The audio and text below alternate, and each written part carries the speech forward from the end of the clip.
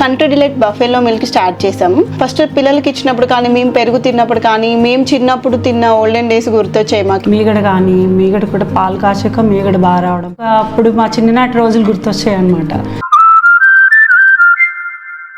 I have to speak on journalism in the digital age, journalists in the digital age. Well, before I really speak, I have a couple of reservations because this is a diverse group. I have learned that this group consists of delegates from as many as 25 countries. Am I right? That too ranging from Africa, Latin America, Asia. In fact, I love to speak to people from these countries because I have nothing to tell to the advanced countries. So we are very happy. We welcome to the land of culture, history. So, but the problem for me is I really do not know what is the nature and extent of media landscape in your own country. I am sure it will be very diverse. There may be developed media landscapes in couple of countries, there may not be. I really do not know what is the level of digital penetration in your own countries. I really do not know the extent of freedom journalism enjoys in your nations. Still, I dare to speak on the transition to digital journalism. I am sure if not today, if you have already entered into the digital age, fine. If you don't enter today, you will certainly enter after 5 years or 10 years. So you can be ahead of times in your own country. So my experiences will be based on media in India. So apologize if I am not in a position to contextualize and customize to the learning requirements of each of you, given the nature of this group. But it is a proud moment for people like us to speak to information officers, journalists, public relations personnel, media personalities, media entrepreneurs, ranging from such a diverse social, economic and cultural media landscapes. So this is the first caveat I want to begin. Given this kind of a diversity, I wish to present my views not based on any textual sources, but essentially derived from my 4 decades of journalistic experience. If I really have to tell from some textual sources, you don't need to come all the way here. You can sit at your home and look in Google to know it. So therefore, my presentation is not theoretical in character, but essentially an experiential learning. I hope and I am sure that that will be of great benefit to you, as you can always read theory anywhere. So based on my personal experiences, I will try to draw certain features, certain principles that you have to keep in mind when you enter the age of digital journalism. So let me first begin. Digital journalism is not something completely different from print and electronic journalism. When we mean print journalism, newspapers, magazines, and a whole range of printed publications. When I mean electronic media, I mean television, radio. When I mean digital journalism, I mean journalism through mediated by internet, like YouTube, like on social media platforms like Facebook, Twitter, which we call as X, the websites, a wide range of websites. So any journalism mediated by internet, we call it the digital journalism. So let me first tell you the first principle. Based on my own experience, I also started my journey 4 decades ago, precisely in 1985, as a student of journalism. I wrote my first article, the first publication with my byline. Byline in journalistic parlance, we mean the name of the author. So that was in 1985, the first time I got my article published. It was an exciting experience to me and my parents also, to see my name in print. Then subsequently, I started speaking on television, radio, and I continue to do even today. I write for the newspapers, I speak for television, but I proceeded along with the technological transition. In the print media, we have moved into 24-hour television. I don't know how many of you have 24-hour news television in your own country. But in our country, we have dozens of news channels which dish out news 24 hours. Where you watch that channel, every time you get some or other news. We call them as news updates. So I was participating in the news television, that to live news television, from the day it started. So I moved from print to electronic.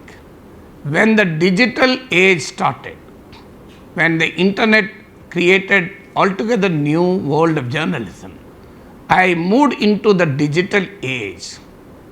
I have my own, I've been writing, if you just type Professor KNageshwar in Google, you will get hundreds of articles which I have written, even written a week ago also, because I love writing even today. Though people are not liking writing, people like to listen and watch, but as we journalists, we love to write. So that is the dichotomy. But a real journalist, true journalist, should not expect people to come to you. You should go where the people are. Am I right? You can't say I am a great person, but people are bloody fellows are not coming to me. That approach is not acceptable in a communicator's mindset. You have to go to the place where people are. That is the reason when the people moved into digital world of seeking and getting information, I have also moved into the digital world. Started writing for my own websites, and I started my own YouTube channel. If you just type Professor KNageshwar in YouTube, you will get my channel in Telugu and English. Unfortunately, I don't find much time to update in English. There are only 16,000 subscribers, over 16,000. But in Telugu, I have 10,84,000 subscribers. Started 7 years ago. So from a modest 1,000 subscriber base to now I have over 1 million subscribers. Starting with couple of lakh views every month. Now I have 1 crore views every month. So that is my journalistic journey. Based on this experience, let me tell you one principle. Many will say the digital journalism is different, television journalism is different, print journalism is different. I do agree with them, they are different. But the core aspect is the same. That core aspects of all forms of journalism is the same. The only difference is adaptability. Some may wear a shirt, some may wear a sari, some may wear a dhoti, that's a traditional Indian dress. Some may wear lungi, which is also a traditional dress. Some may wear a gown like the British, or some may wear something else. But the core ingredient is essentially clothing. Am I right? So similarly, whether it is print, television, electronic, digital, the core element remains the same. The form varies, the speed varies, the adaptability matters, but the core elements of journalism remain the same. What are those core elements of journalism? The core element of journalism is judging what is news. Judging what is news is the core element. So the core element of journalism is essentially the same. That is the unique aspect of journalism. So, the ability to understand what is news. What is news varies from place to place. What is news in your country will not be news in my country. Am I right? Suppose a delegate has come from Sri Lanka. Something happens in Sri Lanka will be news in Sri Lanka. But for me, what Anurag Kumar Disnayake, has he moved away from the Rajapaksa's legacy, or is he distinctly different from Rajapaksa's legacy? Or why Anurag Kumar Disnayake and his party Janata Vimukti Peramana JVP has shot up from 3% vote in one election to 42% vote in another election? Why, when the left in India is declining, why the left in Sri Lanka shot up to power? So this is a news for me. What is happening internally in Sri Lanka may not be news for me. There is a delegate from Armenia. What is happening in Armenia, everything else may not be news for me, whom I in India in a distant. But why Armenia and Azerbaijan fight for Nagorno-Karabakh? Why India is selling arms to Armenia? Because Pakistan was supported by Azerbaijan during the recent India-Pak war. So when India's hostile neighbor supports Armenia's hostile neighbor, India and Armenia become friends. So this is news for me.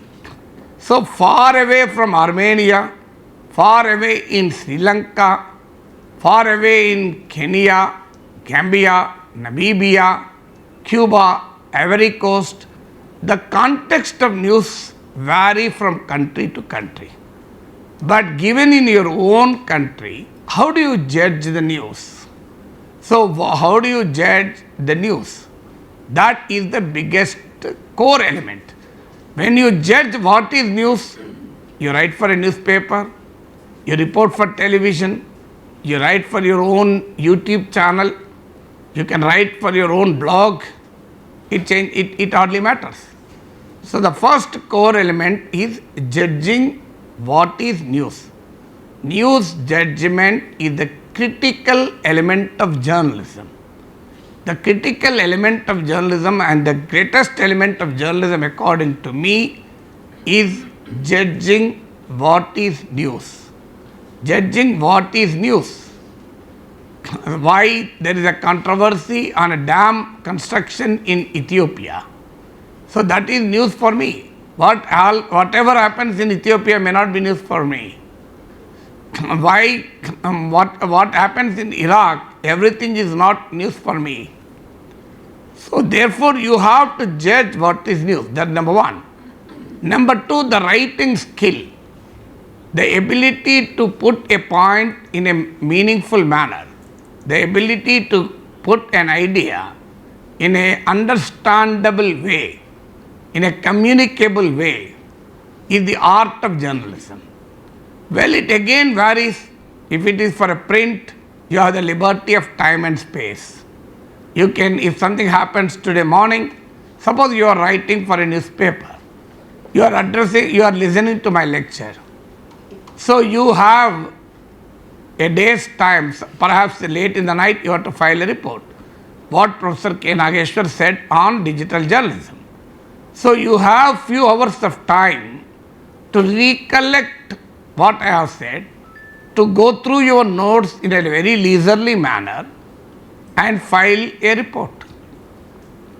If it is television, you don't have the time. The deadlines, you operate on almost zero deadlines, because live television reporting essentially mean you report as things happen. Digital journalism is much more faster. So as the things happen, you are sitting in my class, you listen to me, you record a small bit, post it on the Facebook. You take a photograph, share it in the X. So you just write based on what I have said Professor Nageshwar said that the that the core element of news is essentially the same. Delivering a lecture to the officers of 25 officers, journalists, media entrepreneurs of over 25 countries in Dr. MCR Institute of Human Resource Development, noted journalist Nageshwar said. So you go on writing as I am speaking. So that is the digital journalism. The speed with which you report, you write matters, but the art of communication, art of writing, art of speaking, art of expressing something is the basis of all forms of communication. So that is the question is adaptability.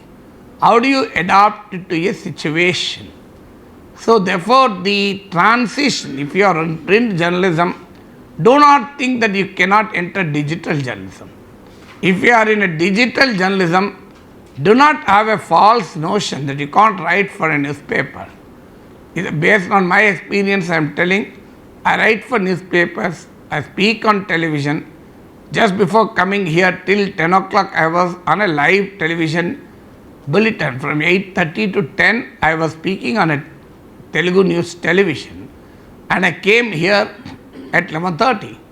So again, after 2 p.m., I go to my home. I have built a soundproof studio at home. In my home, I have purchased another apartment next to my apartment and built a small studio, and I go on speaking from that studio. Even if you just see my channel, Professor Nageshwar in YouTube, you will find a video posted a hour ago also. Just type Professor Nageshwar in YouTube, see, you find a video posted just a hour ago. So I have posted a video at 11 o'clock before getting into the car. So this is how journalism operates in the contemporary age. So the transition from one mode of journalism to another mode is absolutely easy. It is not a difficult thing, it is not a rocket science. The theory that different media have a different methodology is absolutely erroneous. So that's my first assumption. Some may not agree with me, but based on my experience, I strongly advocate. I am sure there are some people who can write well but can't speak well. There are journalists who can speak very well but can't write. But there are equally good number of people like me who write well and speak well also. So depending on individual human trait, the things may vary, but it is not the problem of the media per se. It is the problem of the individual per se. So that's the point number one I want to emphasize. The point number two, I will speak for 45 minutes or so. I was told that this is a very highly interactive group. I am really happy, so I would love to take question from you. If you get something, please jot it down and ask me after my lecture, so that I can be of more relevance to you. Because as I already told you, I have a problem in to be meaningfully relate to you, essentially given the diverse background and the void that exists between my understanding of media and your understanding of media. So therefore, I request you to note down the question if you have. I will certainly give the enough time so that we can have an truly interactive session. So I told you the first point about the transition from one form of journalism to another form of journalism. The second point is, there is a wonderful opportunity in digital journalism which hitherto does not exist in the print and electronic. What are the wonderful opportunities? I write an article for a newspaper. Do I know who read it? Do I know how many people read it? Do I know did they like or not? Do I know what they think about my article? Absolutely nothing. It is only one-way communication. Many editors have self-prophecy They think that if you meet an editor, they'll tell, my readers do not like it, as if that fellow met readers next day, last day evening. My readers do not want this. This is absolute nonsense. It is not the reader. It is the thinking of an editor who assumes that his readers do not like it or his readers like it. But there is no way you can measure the audience feedback. There is no way you can engage with audience except the archaic method of writing letters to the editor. And how many people really write letters to the editors? How many have patience? That's the reason in India we find there are a generation of letter writers who are repeaters. They only write every time. Sometimes in editorial desk, when you don't find more sufficient readers to write, our sub-editors write letters in some other's name and publish it. Am I right? This happens in every newspaper. So this is the problem with the print. Electronic. I speak something. How many people are really watched it? What did they think about it? Absolutely no idea. There is a rating systems, I don't know in your countries, but in our country we have broadcast audience rating system called BARC. But that is, there are several complaints against it. I don't know how authentic it is. There are allegations of manipulation by media organizations. It is not scientific in character, highly biased. So there is no way you know what audience think. But digital journalism gives you an opportunity to understand your audience. I am not telling complete understanding, but at least you can get a semblance of audience viewpoint. Suppose I upload a video on YouTube. I upload a video on Facebook. I have my own account on Facebook with a 1 lakh followers. I have my own account in X with over 500,000 followers. So when I post a video in YouTube, the moment I post, 10,84,000 people get the message that if they are all my subscribers get a message that KNageshwar has posted the video. When they watch the video, they can comment on it, they can share it, they can like it. Earlier there was dislike, but now dislike is removed because some people are organizedly disliking. So the YouTube has removed it. So, but people comment so that I get a feel, not a representative idea of my audience opinion, but I get a feel of what audience think.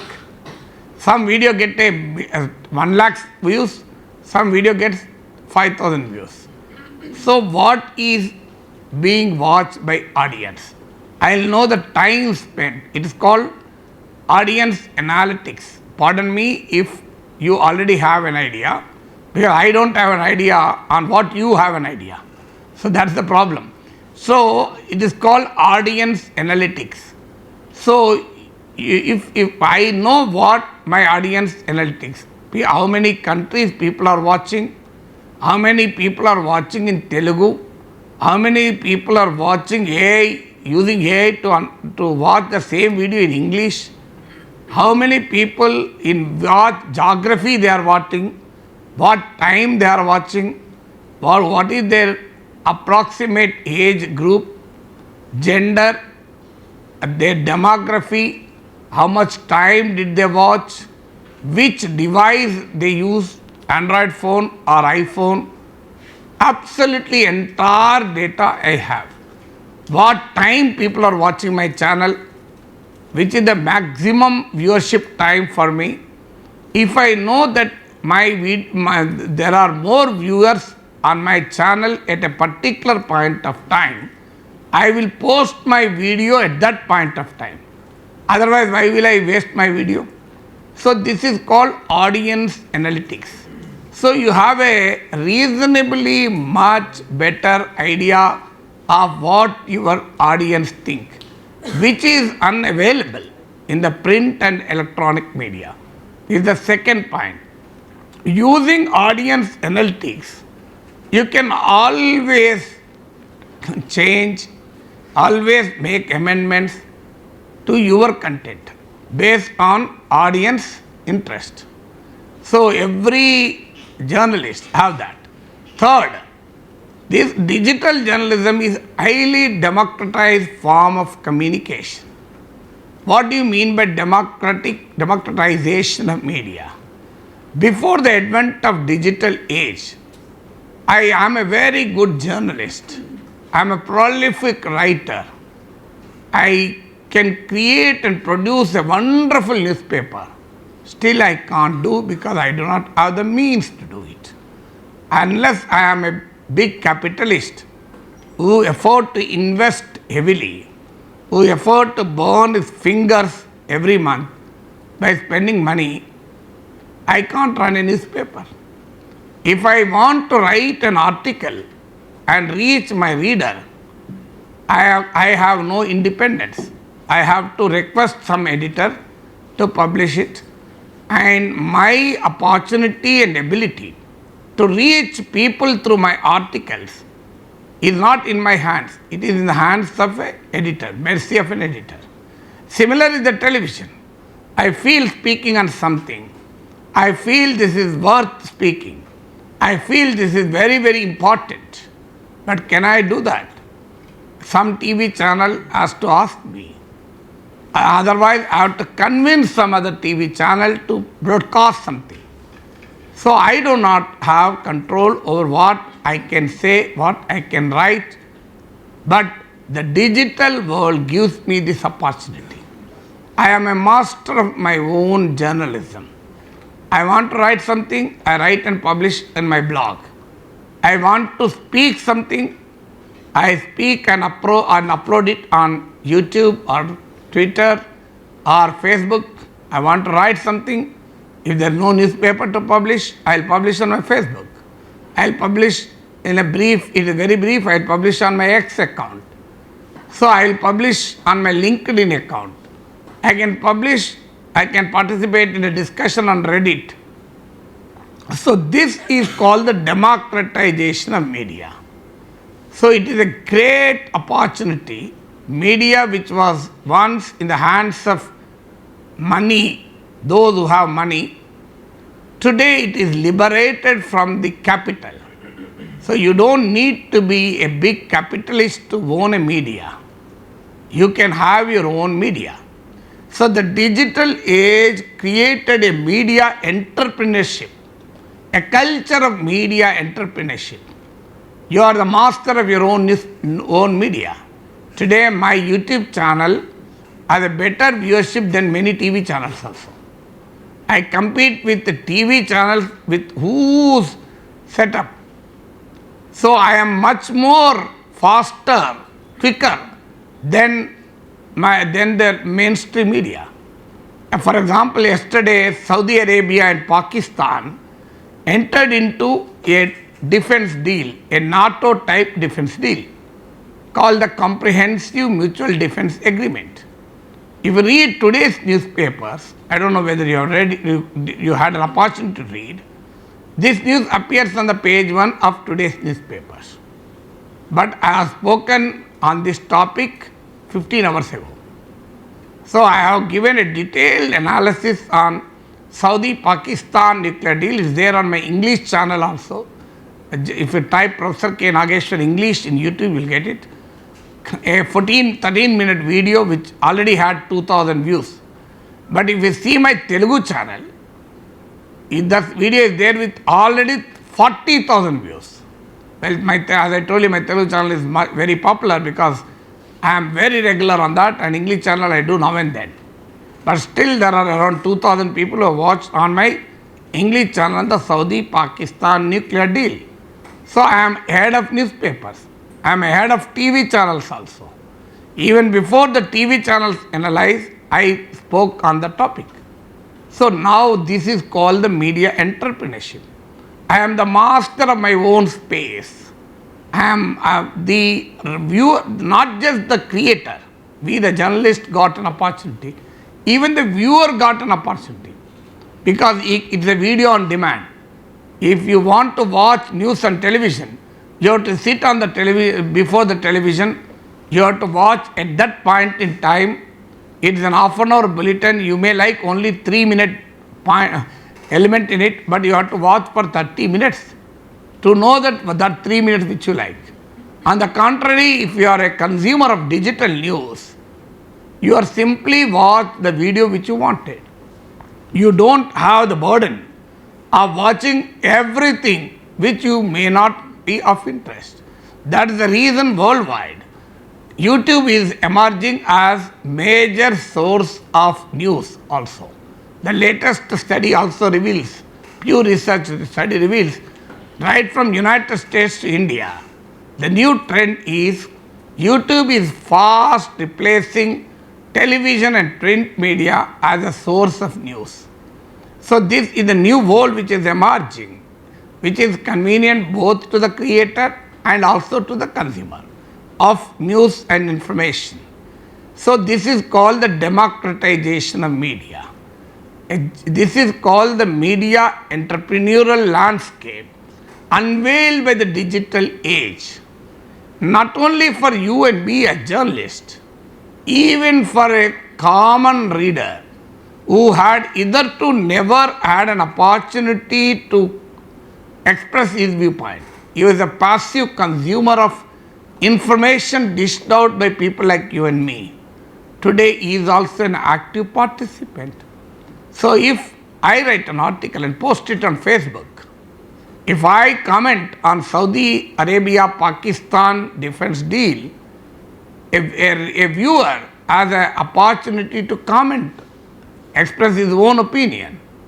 Not just if he has his own YouTube channel, fine, otherwise also he can express in the same way. So it is a two-way communication. It unveiled a phenomenon called citizen journalism. Citizen journalism is practiced even in the print and electronic media, but this is the highest form of citizen journalism. Every citizen who has a social media account is a journalist today. It has its own set of problems. It has led to mushrooming of people who speak, comment on anything under the sun. It has led to information overload. It has led to trivialization of news space. It has its own negative dimensions, negative fallout, but certainly it empowers ordinary citizens to speak, to write, to comment, which was hitherto privilege of few journalists and media outlets. So this is called the democratization of media space, not just for journalists, but even for citizens. So that's the third dimension which has come. The fourth dimension is, until now I told you the positive aspects. Let me also focus on certain undesirable trends triggered by digital journalism. The first undesirable trend triggered by digital journalism is the extreme polarization of society. You have Charlie Kirk phenomenon on one side, Antifa phenomenon on the other side. If you regularly follow US news, Charlie Kirk, a young conservative Republican, just 31 years, created a phenomenon of conservative information explosion. He was unfortunately killed, allegedly by the other extreme group. So there is a polarization of American society and American public sphere by the far left on one side, far right on one side, far left on the other side. You have seen in United Kingdom the combination of xenophobia and Islamophobia, which means hatred for foreigners and hatred for Muslims. So there is over 1 lakh people participated in the far right protest, anti-immigration protest, supported by people like Elon Musk and Alternate for Germany Party of Germany, the French far right leadership, and opposed by thousands of people who are left liberals and secular people and who are rights activists who do not accept this far-right tendency. So there is a polarization of societies by the digital spaces, because the way the algorithms operate intensify this trend. How do algorithms operate? The Facebook is a media company, YouTube is a media company. They are not charity organizations. They are not philanthropic outlets. Am I right? They are essentially in the world of business. What a businessman wants, he or she wants to retain the people who have come to their platform.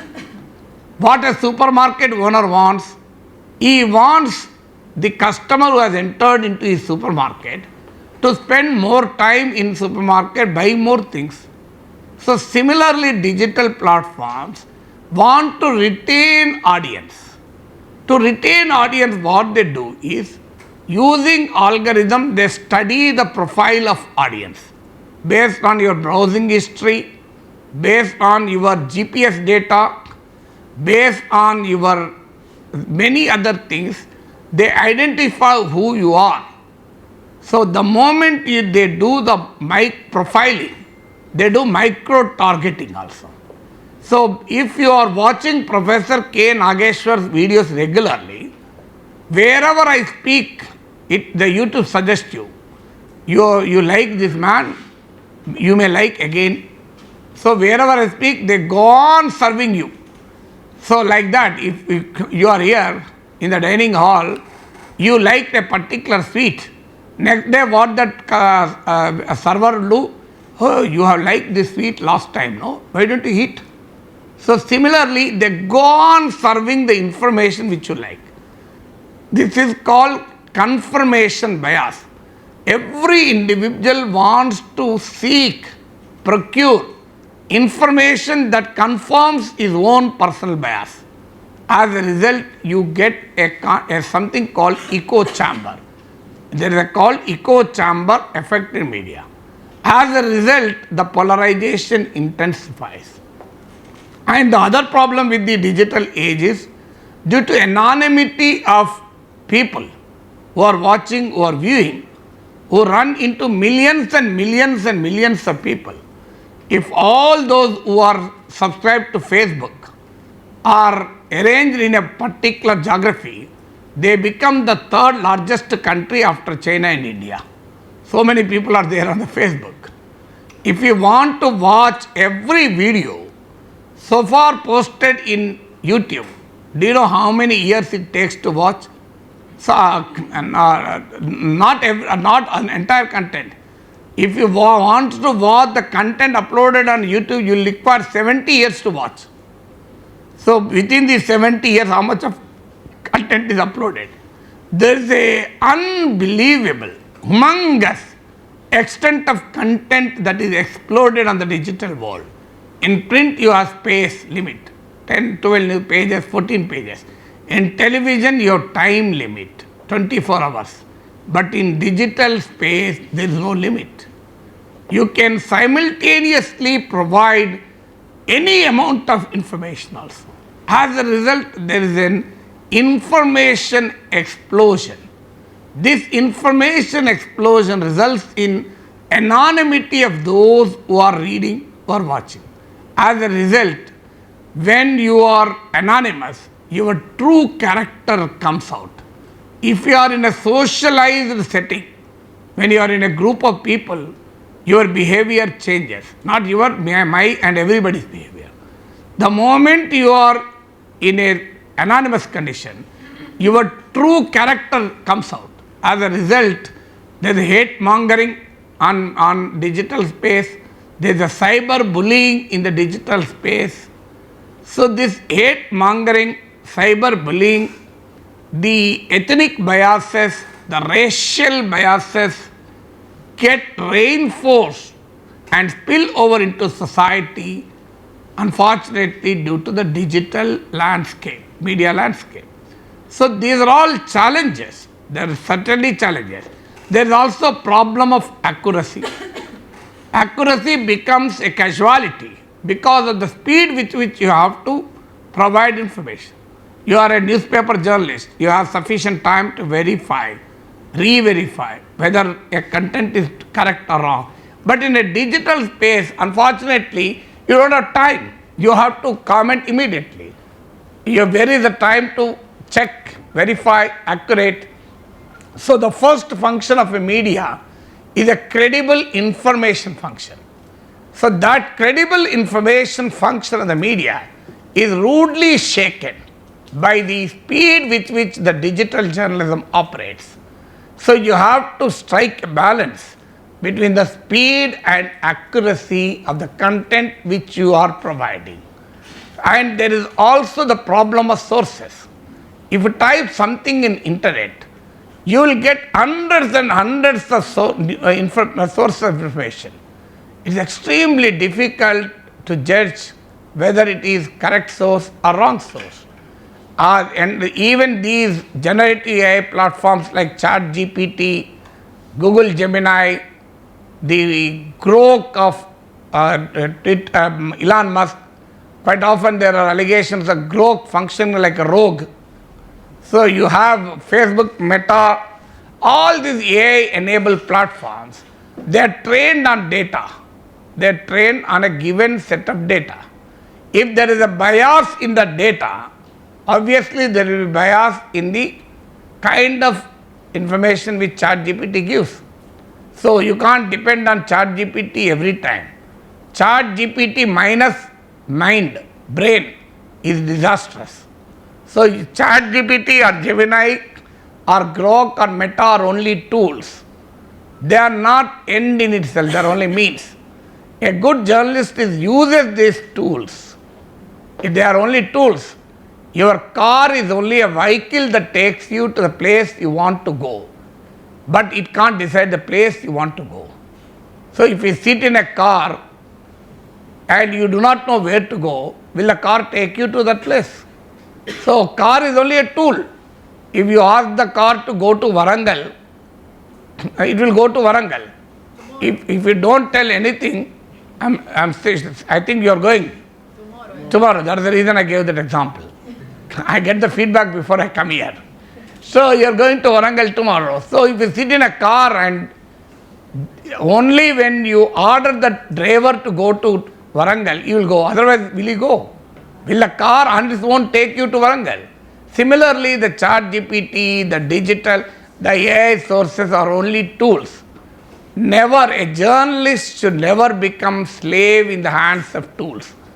Tools should be slave in the hands of a journalist. So a journalist should prevail over tools. Tools should not prevail over journalists. So therefore, I am sure you are trained on how ChatGPT can be used in journalism, how Perplexity AI can be used in journalism, but all that is essentially, all of them are essentially tools. So ultimately, it is your brain which matters. Many journalists do not use the brain. If you mechanically depend on if you mechanically depend on these tools, then you will be doing a big disservice to the world of journalism. So I think I should briefly stop here, so that I was told that you are a very interactive group, so I should benefit from your interaction also. So that is the reason I am stopping here. It is not an exhaustive lecture on what the digital journalism is, but certainly I have put forth enough fodder for brainstorming. Based on your questions, I will use the time available to me. Okay, come on, now start. It is your time now. Please introduce yourself so that I will know the context.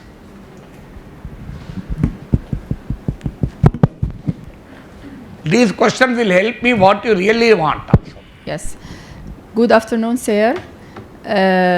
First of all, thank you for this lecture about the digital journalism. And as you said, the journalist should overcome or control the tools, not vice versa.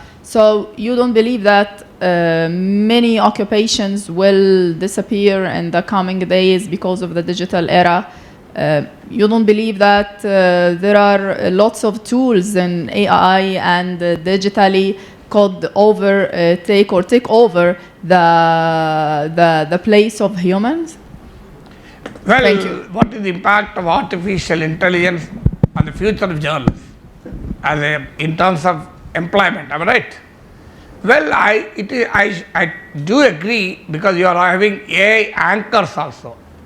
I don't know whether you have AI anchors in your televisions. So there are robots which are interviewing. There was an exhibition in Delhi where a robot interviewed our Prime Minister also. So you have AI anchors, you have AI summary. Earlier in the pre-digital age, the sub-editor used to summarize the content. But today you type any Indian publication, I am sure with other publications also, you will find a AI summary. Just type anything in Google, you will get AI summary first. You type India Today. For any news, there is a 2-line, 3-line AI summary. And they will also mention, did our AI summary help you? Please tell, because they are in the testing phase. So AI is doing the work which a sub-editor used to do, perhaps with greater efficiency and speed also. Similarly, today you are also having AI edited stories also. The artificial intelligence edits the story. So that's true. But technology always replaces one thing with other. You can't avoid. You can't avoid that.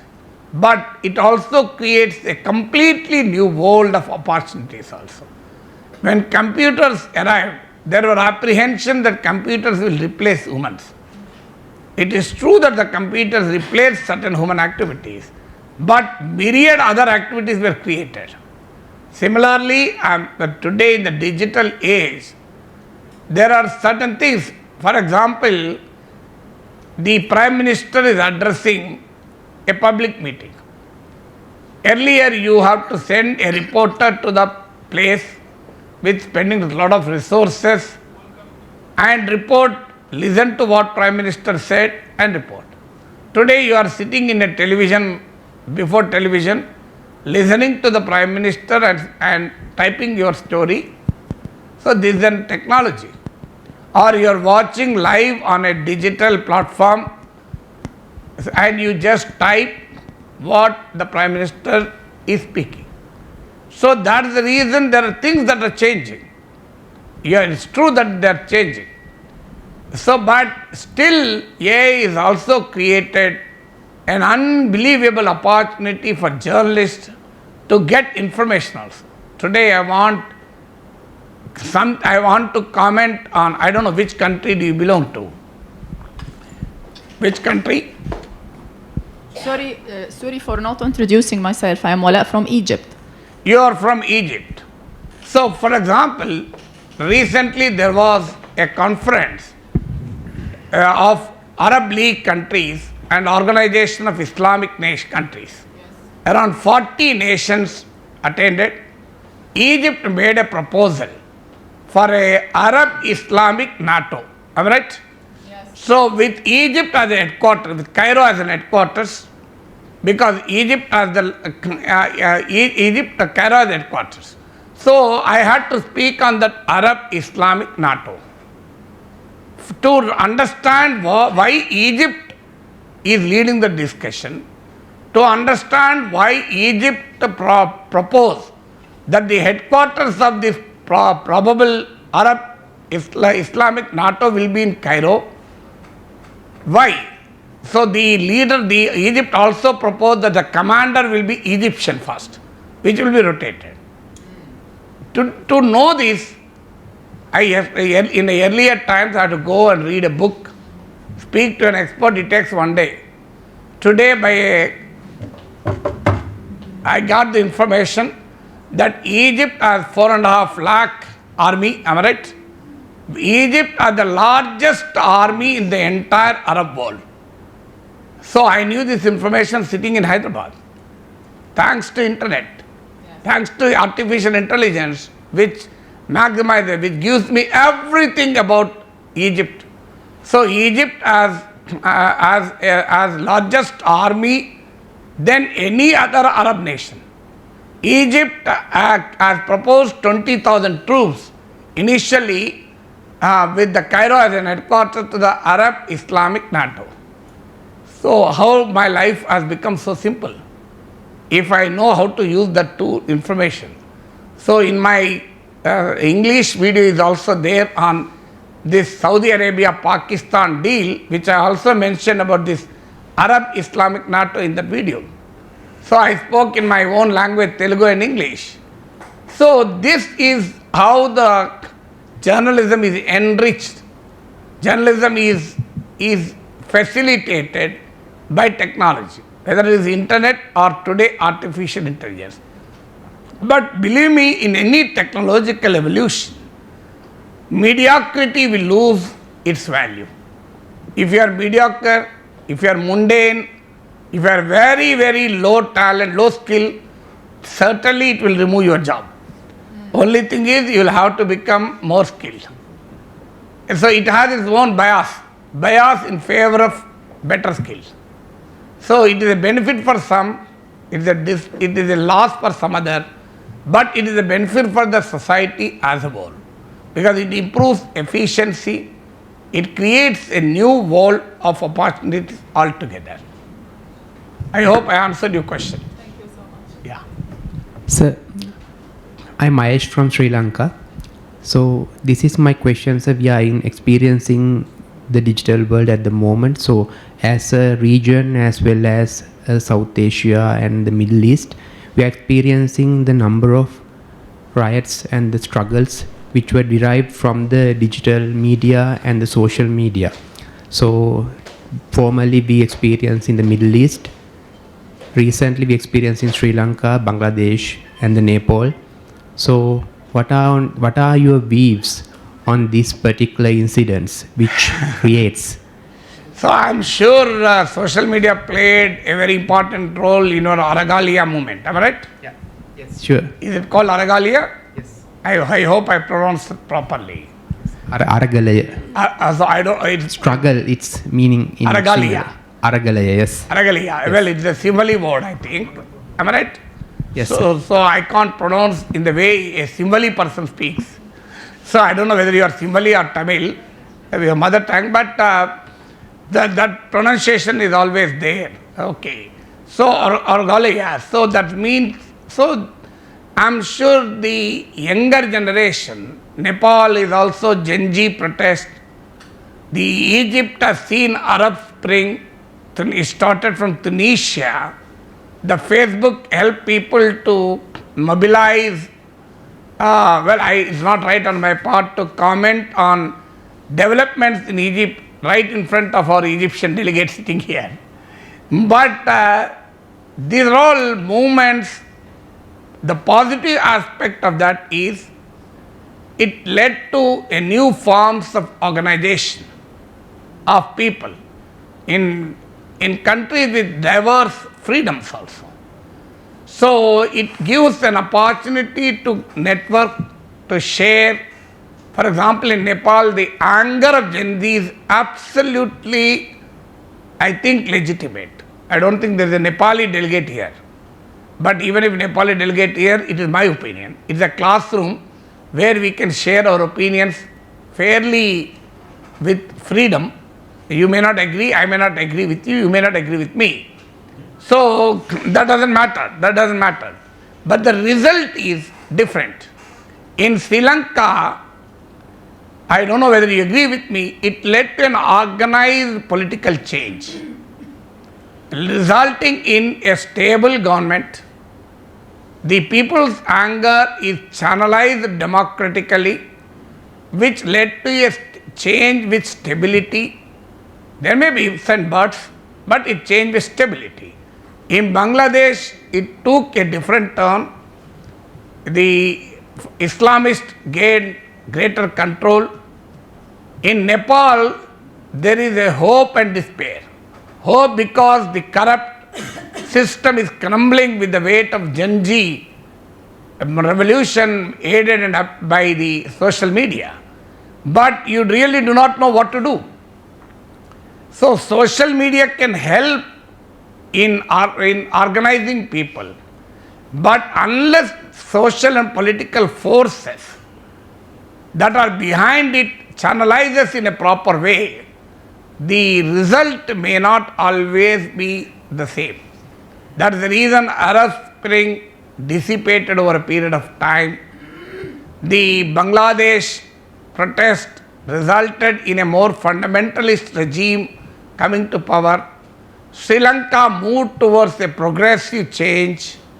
Nepal is in a hour of uncertainty. So the Gen Z wants watch social media platforms and decide public policy. Governments cannot be made and unmade in social media. They have to be done in societies. Social media is only a vehicle of expression. So any media determinism is also not advisable. You can't allow media and social media to define and determine how democracies evolve. Ultimately, it is the people who have to do.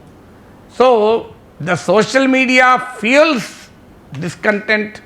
Social media helps organize protests around the discontent. But the consequence of those protests did essentially depend on the social and political forces that operate in a given country. That is the reason the result in Sri Lanka, the result in Egypt, Arab Spring, the result in Tunisia, the result in Bangladesh, and the result in Nepal are not the same. I hope I answered your question, Mahesh. Yes, sir. Thank you. Thank you very much, sir. Your name is similar to our Telugu names. Yes, sir.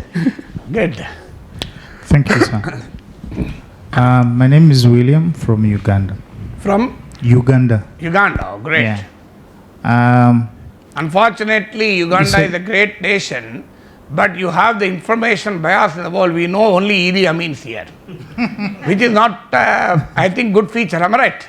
I love to know more about Uganda and the proud African people, but unfortunately, the media is so biased, they only tell me the darkest aspects. Yeah, sure. And that's one of the problems we have. Because in some countries, they have, bad things going around. So But they make sure that bad things go on in but- every country. yeah, but they make Only sure thing they, is if you throw light only on bad things, there's a problem. yeah, they make sure that the media doesn't project Yeah. that. Yeah, It come only on. projects the good Yeah, side. sorry for interruption. Come. So you talked about being a journalist and being able to probably do different fields. You can be able to write, be able to do TV, but some of us in our countries we've been made to probably specialize in different categories of media, and it's a bit tricky to do probably three, but now that social media is there, a few things have come in handy. So I was wondering, how can someone probably juggle around, probably a writer, you're doing radio, you're doing TV. Is it even possible? Well, that's a good question. I did not tell you to do all the things at a time. For example, take my own example. I have a massive following on YouTube, but absolutely very less on Instagram. I have only 1,000 followers on Instagram. I have 10,84,000 subscribers on YouTube, 1 lakh on Facebook, 50,000 on Twitter and X. So I am also not equally proficient and prolific on every digital channel. Forget about other. So I did not tell that you should always do on everything. It is practically not possible also. You will not find time to do, because Instagram believes in short videos. The content of Instagram is little different, more on lifestyle, fashion, entertainment. I am not in that field at all. I am in a very serious socio-political field. So therefore, But I am only telling that there is a convergence of the media also. Today, every printed newspaper is also available online. Am I right? Take anything. You take CNN, every New York Times is online, Washington Post is online, our Indian newspaper, the Hindu, the Times of India. So every printed newspaper has a website. They also have a YouTube also. They may not be very active sometimes, but today every news publication is trying to have presence on every platform. Some may be equally good at both, some may not be equally good. But you have a YouTube channel for TV, you have a YouTube. So this is called convergence of media. If the content is disseminated across platforms. I post a video on YouTube channel, I post it on LinkedIn, I post it on Twitter, perhaps even I may use it to write an article also. So there is a convergence of media which gives an opportunity to multimedia journalism. But not necessarily you have to be multimedia in nature. You can always specialize any one of them. But the point I am telling is, in the name of specialization, you cannot live in silos. Imagine that you are a print journalist, you can't move into digital age.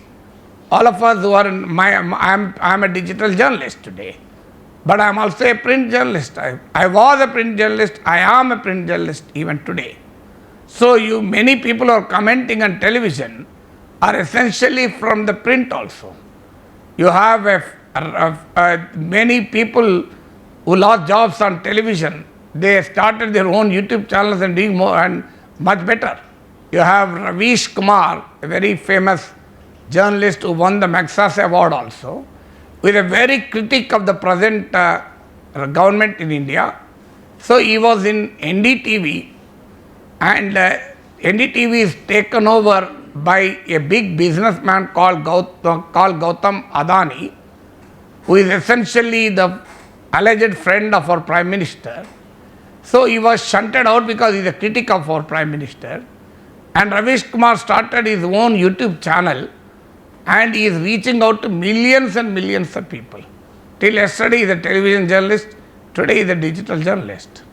So that is the transition which is possible. I was only telling about the possibility and the feasibility of transition. I am not telling that you should always write, comment, speak on every platform. It is your choice, your convenience, and your passion to be on any one platform also. Yeah. Less questions, any other clarification?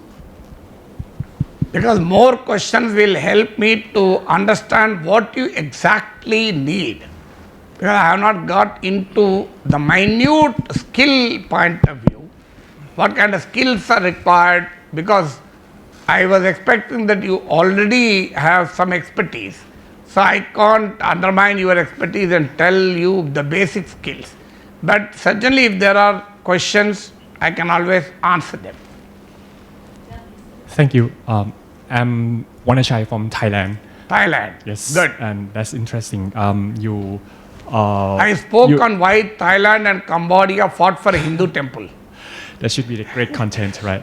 And I spoke on how the Thailand Prime Minister got into trouble by speaking to Cambodian king, and which is leaked. Unbelievable, you know a lot, a lot more than me. So I'm not asking you to comment on that. I know your reservations. Yeah. Yeah. So yeah, that's show how capable you are to make use of your brand, electronic and print media experience and skills to transition to make a transition to the new digital platforms.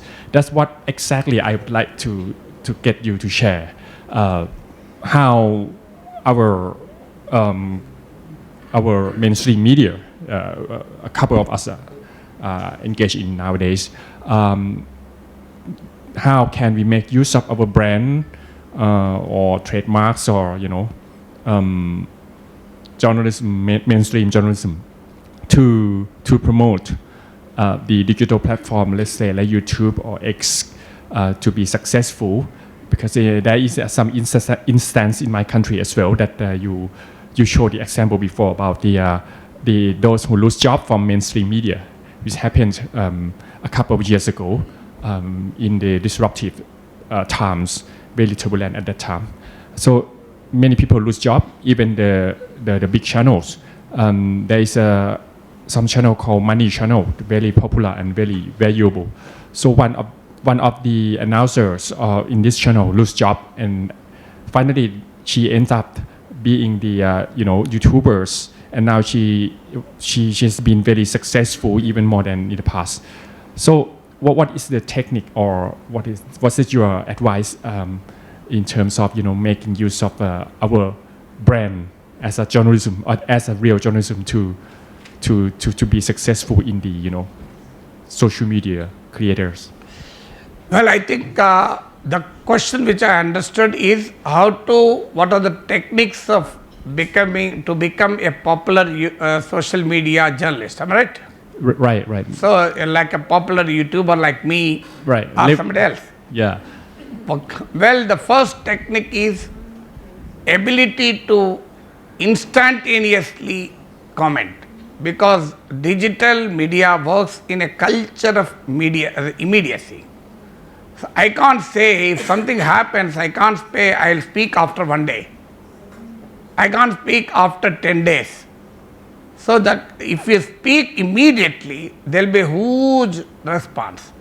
Thailand, Cambodia fought on border. If I speak on this topic now, nobody will watch, am I right? So you'll have to be on 24-hour basis. That doesn't mean you don't sleep. So you'll have to be very, very immediate, culture of immediacy. That is number one technique. Number two technique is tell a lot of things in as brief as possible. That is the principle of journalism, even in print, even in television.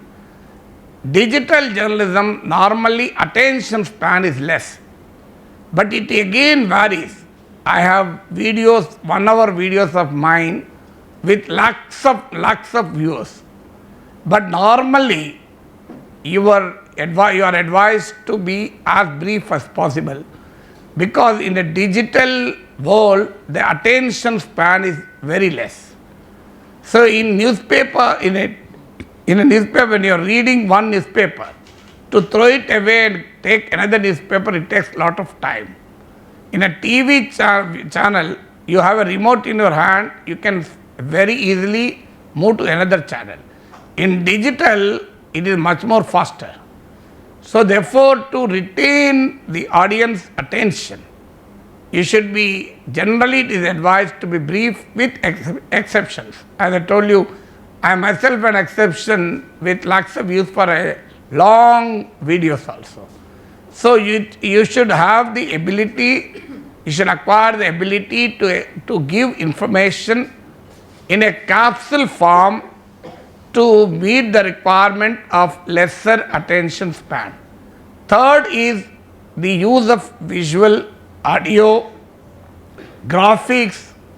I don't do anything in my channel, I only speak, but normally it is advisable to present it in a more attractive manner, using graphics, using visuals, using a lot of things, but I don't have so much resources, and so therefore I specialize only in speaking. You will find only me in many of my videos also. In some of my videos there are other visuals also, but in many of my videos, the video which I do at home, there are no visuals.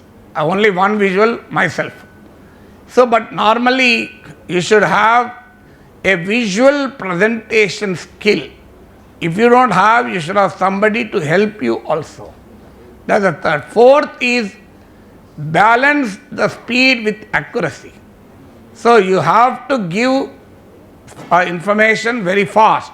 That doesn't mean you should not be accurate. 5, you have to study the audience analytics regularly. What matters, what is of interest to the audience. 6, you should have audience engagement also. Like if you have time, you can reply to the comments. You have to share that content across other social media. So that you have to build your own community of people who read you, who watch you. So this is another technique. So these are all basic techniques to become very popular. 7 is patience. You don't become popular overnight on YouTube. As I told you, when I started in 2018 January, my YouTube journey, I was an editor of a newspaper till October. I was also a professor of journalism. So I resigned as an editor. For 3 months I was wondering what to do besides my teaching assignment in the university. Then I started my YouTube channel. Do you know, in the month of January, I had only 2.5 lakh views, 1,000 subscribers. In the month of August, I had 93 lakh views, 93 lakh, where is 2.5 lakh, where is 93 lakh?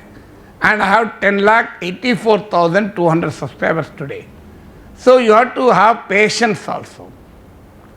Constantly study what content is selling in the sense is getting popular, what content is not popular, why is it not popular.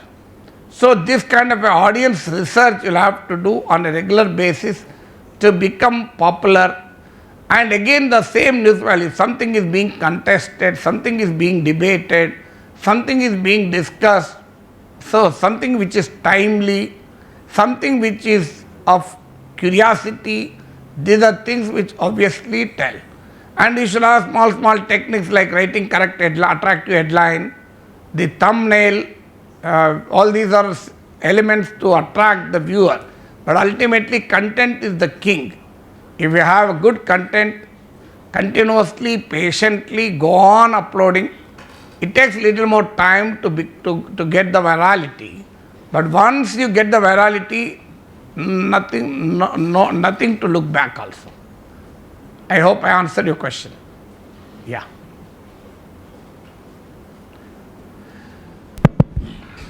Thank you. Good morning, Professor. My name is Kalumbulumpa from Zambia.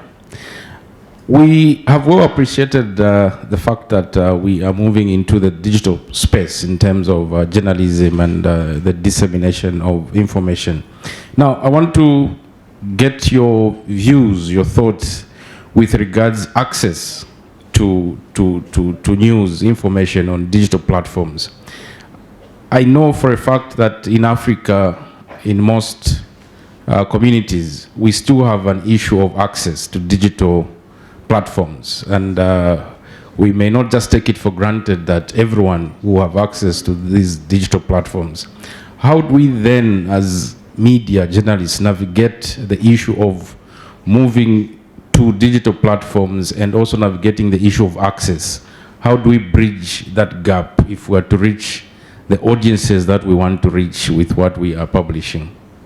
Well, you're right. If your country doesn't permit a free flow of information, I do agree it's not so easy.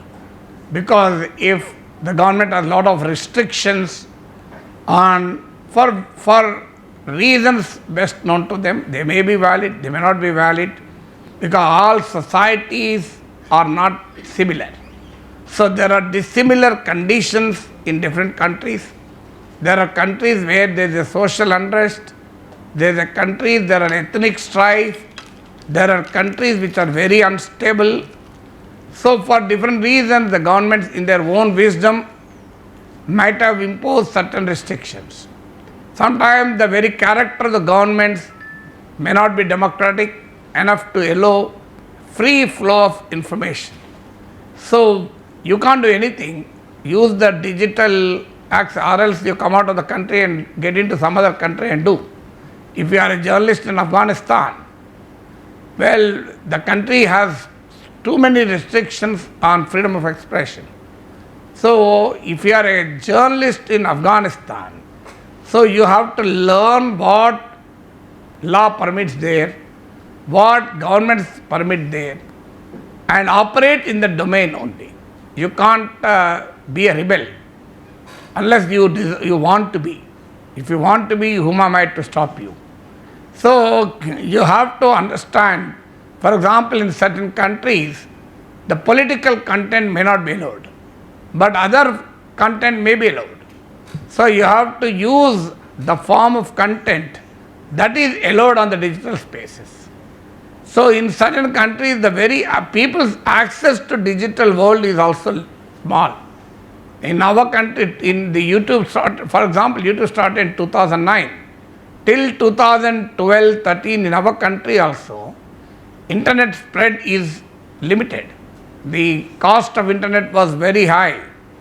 The technology, the mobile phones are also, not all the phones are not smartphones. So in our country, in India also, it's only a last decade phenomenon. Obviously, the stage of development in certain countries may be 10 years backward also. In some other countries, 10 years forward also. So depending on the level of development and the kind of technology available, the freedom that is allowed, you will have to calibrate on all those factors. So that's the only way you can. Otherwise, I can't advise you to get into trouble. So you'll have to operate in that given domain which you have. So you are the best judge of how things happen. So learn to understand the limitations. Learn to optimize the freedom and facilities you have. First, so do not complain about lack of freedom and facilities when you are not even using optimally. Many people complain many things without optimally utilizing the facilities. So there are problems in every country. There are challenges in every country. So, but you'll have to learn to operate in that kind of a context. Am I right? So, thank you. Sir, one more question. So that you said earlier that we should access to the information very quickly when regarding the political issues or any other news items which prevail in other countries. So according to experience, how could you access to such information very quickly from your experience? Can you let us know, sir? Well, first of all, you should have the passion. I work for 17 hours a day. Unless and until I have some other work, I read, I write, I speak. Morning 7 to night 11, 12. So it's a madness. So it's a passion, or you can call it a madness. I have a huge learning appetite. So that's the reason when Sri Lanka, like you asked, I speak with Sri Lankan examples. When somebody from Egypt speaks, I immediately started with Egyptian example. When a Thai guy spoke, I started with Thai. When somebody from Gambia asked, immediately I'm thinking about the rich mineral reserves of Gambia, including the rare earth metals. Unfortunately, African nations have huge resources, but the colonial and neo-colonial exploitation made them to lead a life in which they are now living. So I was thinking about Gambia when he said I am from Gambia. So what I do is I subscribe to 12 printed newspapers available here in Hyderabad. I am online subscription to another 15-20 newspapers, and I also subscribe to websites, subscribe and read many other sources on internet. For example, you want to know something about economy. You have an authentic source of economy. We have called Center for Monitoring Indian Economy. We have Bloomberg. You have the World Bank. You have several other sources. So these are all kinds of sources which are regularly followed. You may have a question. Sir, how is it humanly possible to read 50-60 sources every day? I don't claim that I read. I surf. There is a difference between surfing and reading. Surfing is I go on reading the headlines.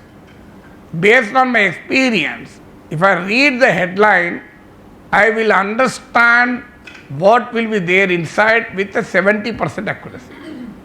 Sometimes I may read the highlights. Sometimes I may read couple of paras or the subheadings so that I get to know whether this is useful for me. So I immediately store it in my digital library kind of a thing on my mobile or system, and I go back to it when I wanted it. If I want to read on, for example, the Arab Islamic summit that happened at Qatar, if I want to read about Israel attack on Qatar, based on the topic, which is a vertical learning, based on the topic I go on digging deep. The horizontal method of acquiring information is reading generally all the sources to know what is happening in the world today. The moment I zero in on a topic, I start reading more on the topic till I get a satisfaction that I can speak on this topic with reasonable authenticity and credibility. Then I speak. Fortunately, I have a huge memory which is in terabytes. So that's a fortunate thing. So, well, I process. I have a brain which is fairly very efficient in processing information, and immediately speak. If I read 5,000 word article, the moment I read that article, I can speak half an hour without even looking at a piece of paper. I can summarize that 5,000 word article in 30 minutes. Immediately after reading, without even second reading also, without taking any notes also. Well, this may not be there with everybody. If you can't, you take notes, you read second time, you try to identify important points, so the effort, more effort is needed. But certainly, if you can do it, I can do it. If I can do it, you can do it. If someone else can do it, we can always do it.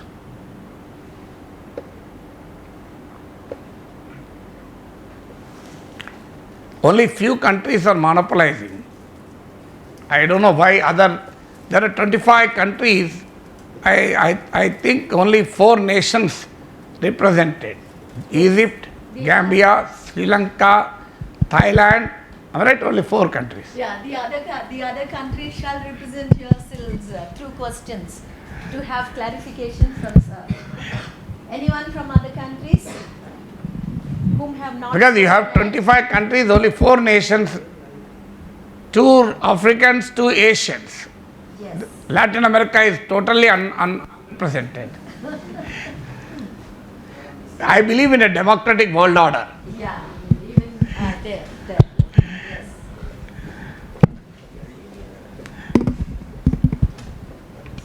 Hello, my name is Lucy from Dominican Republic. From Dominican Republic. Yes, Fortunately, I know very little about your country.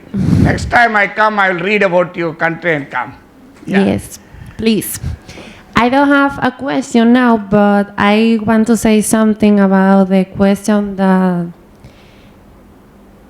your country. Yeah, please.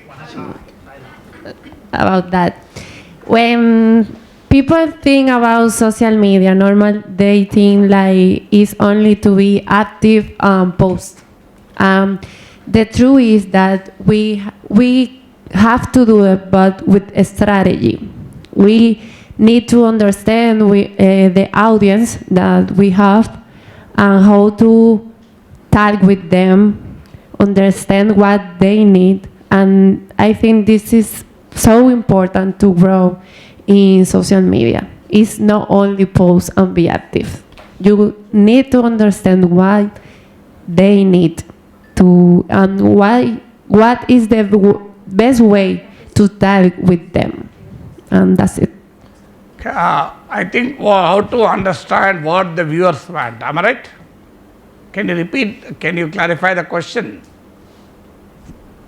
I don't have a question. it's only a comment to the question that he say. Oh, you are expressing your opinion. Yes. Yeah, good, good. Yes. Very good. Yeah.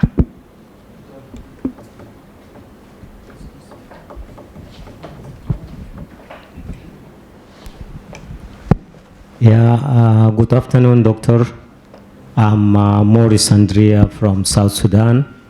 South Sudan. Yeah, as you know that we are a newborn country.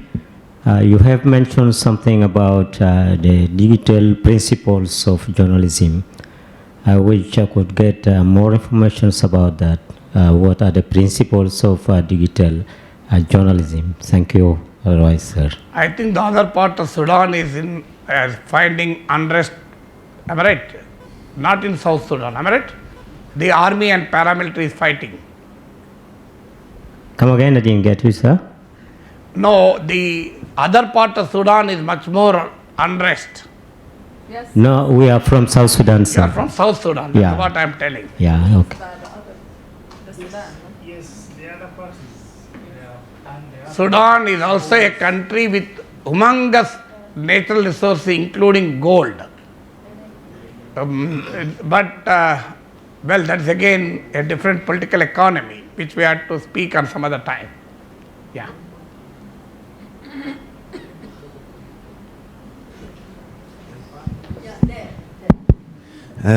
Thank you, Doctor. My name is Muhammad Azmuti from Palestine. From Palestine. Yes, Palestine. Are you from the Gaza or West Bank? West Bank, from Jenin especially. Yeah. I think you know what happened in Palestine because this is a very difficult situation in Palestine. My question is how we can reach more people through social media, especially we facing a restriction, especially on Facebook in Palestine from Meta.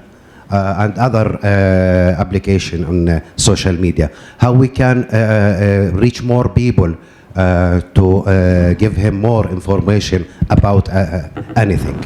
Thank you. Well, I do agree, as I told in the case of Gambia, if there are restrictions on the platforms in your own country, well, you have the methods of overcoming that restrictions through virtual private VPNs and all that. Well, it's a kind of risky game, so I don't venture to advise you. But you can always, whatever limited freedom you have, to possibly share that information with like-minded people, others in other parts of the world also. For example, a person like me, I am a great advocate of Palestinian cause. In all my videos, I have been strongly arguing for Palestinians' right to homeland and the two-state solution which United Nations has accepted. More recently, I spoke on how more and more European countries are recognizing Palestine. President Trump is in UK today. He expressed his disappointment over UK recognizing Palestine. So I spoke on how the France, UK, United Kingdom is responsible for creating Israel. But still it is now recognizing Palestine. I do agree that it hardly matters on the ground as such, but it has its own utility. Slovenia banned far-right minister from Israel entering into the country, the first member of the 27-member European Union to do that. And Netherlands followed it. Germany said we won't supply arms if you attack Palestinians. So there are friends elsewhere to speak. So that's one way of sharing that information in however safe manner you can, so that the information which you want to express can be expressed by someone else who have greater freedom. So if you want to communicate to your own people, you can't avoid, you have to work in that limitation only. I'm sure there is certainly some advantage when I'm watching you, listening you speak in such a good English. from such a wide range of countries. I'm sure you are not a representative of the society where you are coming from. All Palestinians will not speak like you. All Gambians will not speak like our friend. So therefore you have a special responsibility to utilize the talent you have to communicate it to your own countrymen. But you'll have to remain in the context in which, so you have to use the existing social media. You should have, if your own country has a social media, for example, China has a lot of restriction, but it has its own social media. So you'll have to use the freedom which you have, so that and continuously try to expand that freedom. That's the only way out also.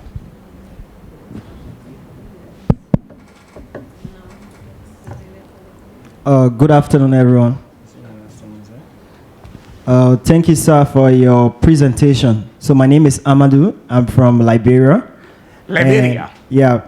I think you speak very good English because Trump was surprised when your president spoke in such a good English. Am I right?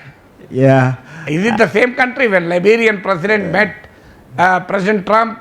The question which Trump asked is, how do you speak such a good English? So, Am I right? So, madam, thank you for the speaker. I think he's a very knowledgeable man. He's very informed. So, sir, mine is a bit of concern. So, looking at the future of journalism and with the advancement of technology, so whenever journalists hear AI, that's artificial intelligence or machine learning, they are always curious to know what is the future of journalism. And then you strike a very good point when you say that journalists should always shouldn't be the slave to the tools, but instead the tools should be the slave to journalists. But then my problem is this, because journalism is the art of communication, but the people to whom we communicate, most of them are slaves to the tools. So how can we maintain the audience? I mean, if we take to your advice and say we will be on top of our game and then make sure we control the tools. But what is that one thing? Because, I mean, I've heard a lot of justification, but I still don't feel that level of comfort to say that. Because if we are in control and the people whom we speak to are not in control, that means there is some reality that in the long run, there will be a clash. So I want to know that one thing that we need to do apart from just reporting or communicating to ensure that the people we are reporting to or communicating to can be on top of the game to ensure that they are not slave to the tools, specifically when it comes to machine learning and AI. Well, it's a very quite interesting question. You're right. His question, if I summarize, a journalist will use technology as tools. But if the audience are indiscriminate users of technology, what to do? Am I right? That is the question. Yeah. So, am I right? That is the question. So, your own country is an example of what colonialism can do bad to the country, but colonialism also taught you good English also, like how it taught to my country also. We are ahead in the information technology world, much better than Chinese, not because Chinese are not hardworking. Britishers have taught us English, though they have exploited a lot from us. In our country, an illiterate will speak a couple of English words. So similarly, there are advantages and disadvantages. You are right, audience are indiscriminate consumers of social media content. So the problem is well placed. There is a lot of trivial information pervading in the social media. When I wanted to start my YouTube channel, by then I was also a prominent face on television. I did some market research, pre-testing. I asked friends like you, I want to start my own YouTube channel. Then all of them advised not to do it. It's a waste of time. Nobody will watch you. You are a very serious-minded analyst. but social media is trivial, social media is flamboyant, social media is absolutely undesirable content pervades social media. Why do you enter that useless space? I said, because it is useless, I want to enter. What is the use of entering useful space? What is the use of teaching a knowledgeable guy? You have to teach somebody who is not knowledgeable, am I right? The first priority. Sometimes you may have to teach knowledgeable people also, but generally speaking. So I said, how much a percentage of social media users will be like this? They said 99%, they said. Then I said 1% I can use them. There are 1,000 journalists who cater to the 99% of trivial, frivolous content. But there is no competition for that 1%. I will grab that 1% space. And I started working on that. Today what I am, with over 1 million subscribers, earning more than what I used to earn as a professor before retirement. So I am reaching out to millions and millions and people. With all humility, I will tell you, with all humility, you are going to Warangal tomorrow. If I am with you on the road, at least 10 people will come and meet you. 10 people will come and meet you. I was coming to give a lecture here. The previous speaker, am I right?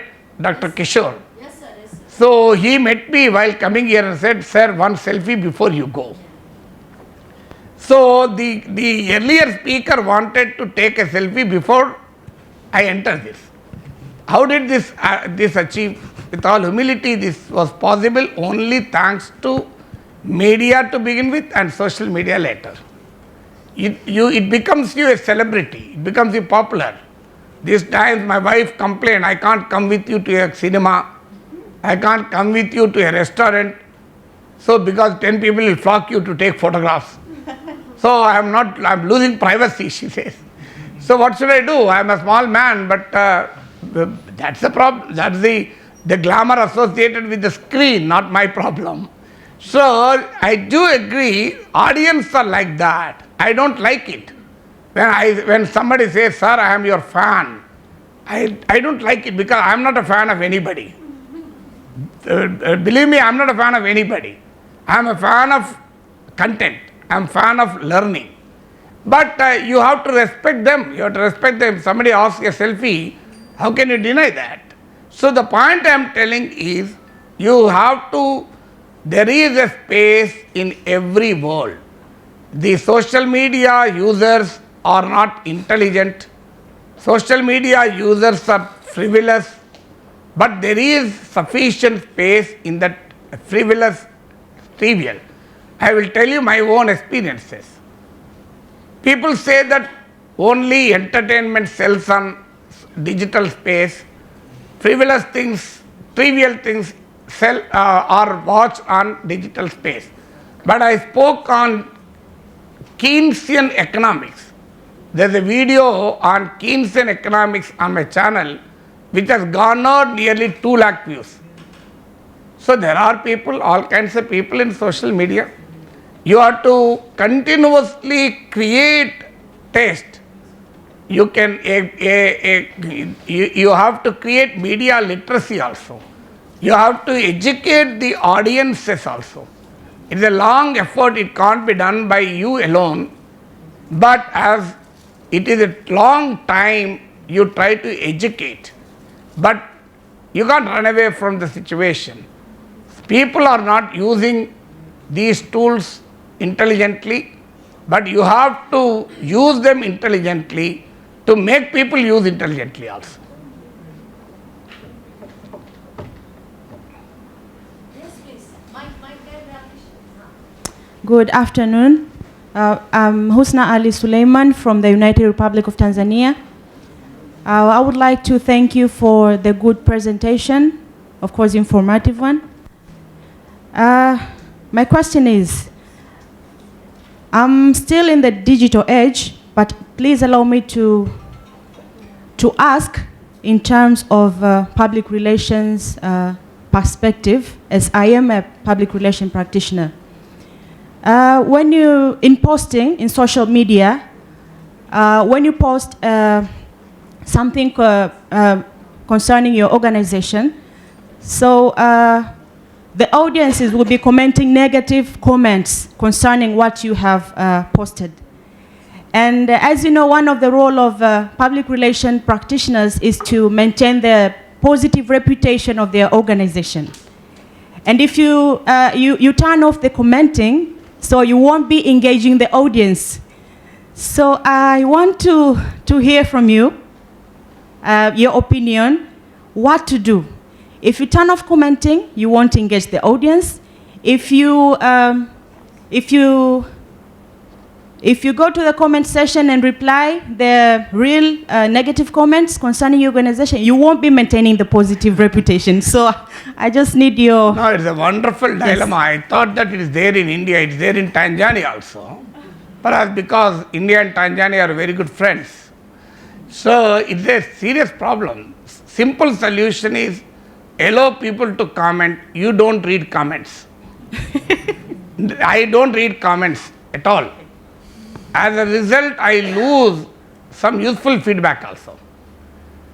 My wife almost once in 3 months advised me, is it necessary to speak on YouTube?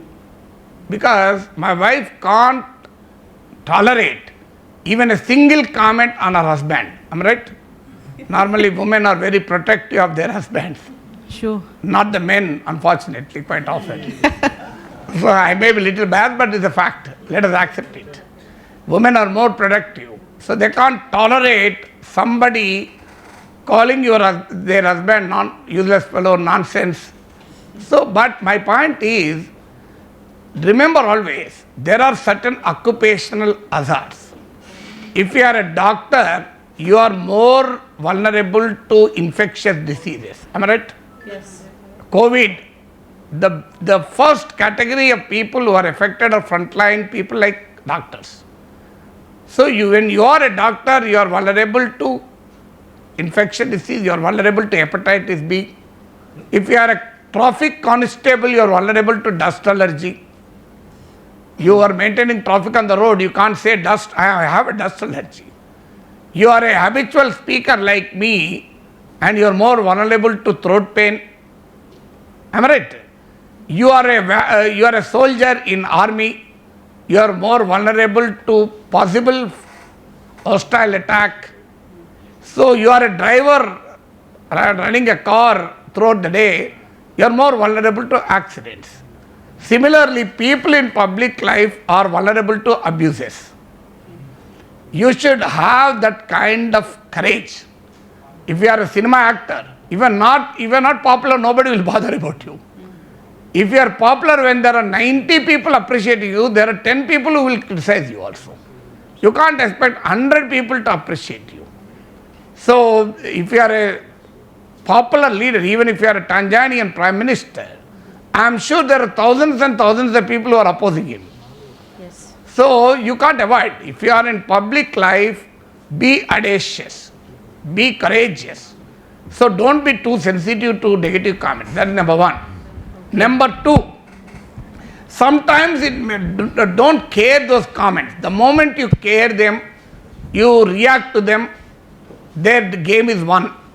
They want you to divert. I have a disorder, personality disorder. If somebody abuses me, I'll speak with greater vigor. So I'll speak more.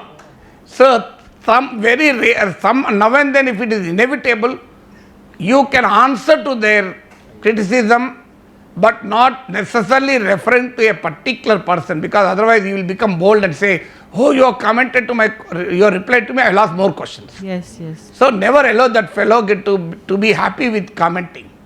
Okay. Then you try to answer it in a very generic form, not referring to that particular comment. That's the second method. Third method is, you can have techniques in social media also. You can delete the comment. You can have a button which says comments can be published only after they are approved by the admin. And you can also block that fellow, but problem comes is when you are very popular. I used to do it at the beginning. Now I get thousands of comments every day. So it is humanly not possible to block those fellows, to comment them. But there is another technique. Today what is happening is, if somebody admonishes me or abuses me, 20 of my supporters are coming on that fellow. So how can you say Prof Nageshwar like that? You are useless fellow, they are telling. So my own audience are reacting. Your fans. So my fans, quote unquote fans, are reacting. So that is the battle won for me. So my army is expanding. And believe me, those fellows who are abusing you are also helping you to grow, as you rightly said. If there are comments, there is engagement. If there is engagement, your online presence increases. Algorithm doesn't understand whether that fellow is appreciating or abusing you. It only understands that there is some action, so immediately it multiplies the viewership. Okay. So that is the weakness of algorithms. So if you stop comment section, you will become less popular. So try to convert the disadvantage into advantage. Vietnamese leader Ho Chi Minh once said, turn the disadvantage into advantage. You have to turn the disadvantage into advantage. That's the only way. So ultimately you should have the thick skin to absorb the negativity. So otherwise you can't be in public life. So I spoke here for more than an hour. Thank you. Can I guarantee that all of you like my lecture? May not be. Some of you may not like me, some of you may like me. Even if you don't like me, you may not tell openly. That's a part of life.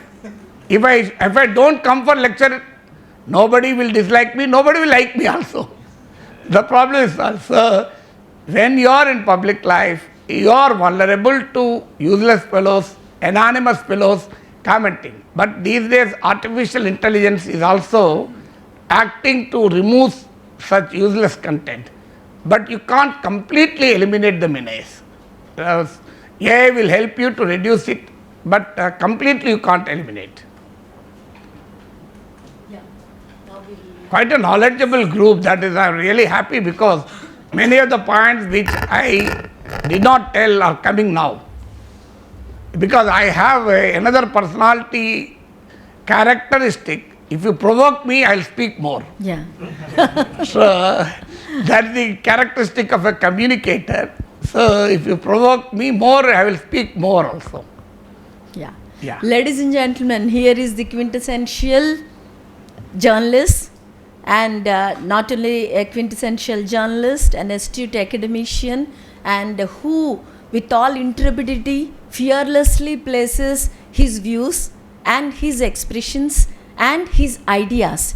And let me share a fact with you. He is one and only the professor who has won the MLC election on as an independent, not having any affiliation with any established MLC is an upper house of our legislature. Yeah, it is the upper house of our legislature, and he is one and only academician, and of course he is a practicing journalist also, but without any political affiliation, who has won that position. And give him a big round of applause. And yeah, and look, yeah. And look at the I am a journalist by training, teacher by profession, and was a legislator by accident. Yeah. But I am the basic thing that runs in everything is journalism. And look at the kind of oceanic knowledge that sir possesses, like one of the delegates also was mentioning, and you were really appreciating. This is the way a communicator has to have. He has to keep himself abreast of what is happening, especially the journalist. When you are talking, and when yesterday sir was inquiring about what are the topics that have been covered and who are the participants. Of course, though we do share all this with him, but the idea of that particular inquiry was to relate to what he is speaking. And they mention about a country, he has a relevancy to that country, whether in terms of his knowledge, in terms of expression of the current affairs of that particular country, that makes the speaker more relevant and more connected to the audiences. That's why when he says, someone was saying it is your fans, and yes, he has the fans. Not he is a special celebrity here in Telangana. He is not a political leader. He is not a famous or popular film star. But still, like Sir said, he has really many fans. Even now, while he leaves also, you might witness many people would be vying to take. Someone were waiting there, sir, actually. People are waiting outside. I said that still the lecture is on. And sir, thank you so much. The things like I request all of you to please go to his YouTube videos and kind of things like normally sir doesn't have time, but because of his academic inclination, sir is coming and sharing his experiences and his when he talks about his availability on the digital media platforms, it is only to enrich you like how a person can emulate himself, excel himself in the kind of the digital era that we have. Sir, beholden to your time, knowledge and the kind of expertise that is invested with the institute and with our delegates, and we can't thank you enough for your time and the knowledge, and we share your details also with all the delegates, sir. Thank you, madam. In fact, I request you to share my phone number. Yes, sir. The best way to reach me is to send a WhatsApp message. Yes. So if you just tell me you are so and so, I will get back to you. Yeah. So if you call me, if I don't lift your phone, normally if there are anonymous numbers, so there are, as the Tanzanian delegate said, there are people who call to abuse you also. So I may be misled whether this is a correct number or some anonymous number. So give a WhatsApp message. I will always reply. If some of you are at a very early stage of digital journey, or if you are not at all entered the digital journey, I will personally also help you in entering into the digital age with the limited knowledge and experience I have. Thanks a lot, sir. Thank you so much. Ladies and gentlemen, give him a big round of applause for the kind. Thank you, friends. And sir, we will have a picture with you here, Yeah, sir. May I request all of you to please quickly get assembled here. Get out.